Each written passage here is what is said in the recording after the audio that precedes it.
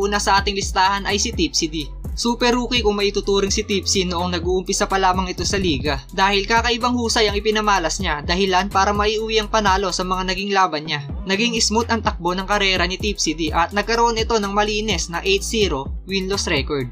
Panalo, Tipsy D! Aray, Tipsy D!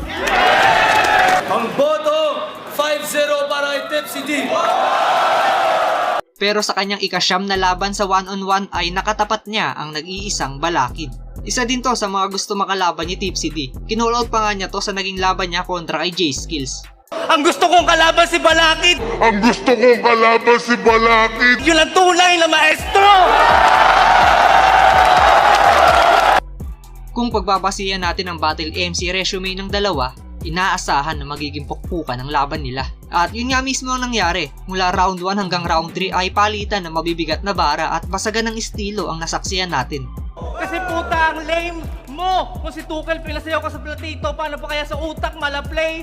To, paglalaroan kita malaplay. Do, mga rounds mo may butas parang J. Go, disgrasya aabutin pag garinig mo ng brrrr dito sa lane ko. Pero hindi yun motor, ito ay massacre. Brrrr, makina ng chain. So! Nagpauso ka lang ng hashtag style na ngayon ay laos na. Ako nagbahagi ng techniques na hanggang ngayon pang tusta. Techniques sa wordplay, metaphors, verse structure at iba pa. Maraming natuto sa akin at aminado kang isa ka. Pagkat sa fans na walang taste, kalang taste maker.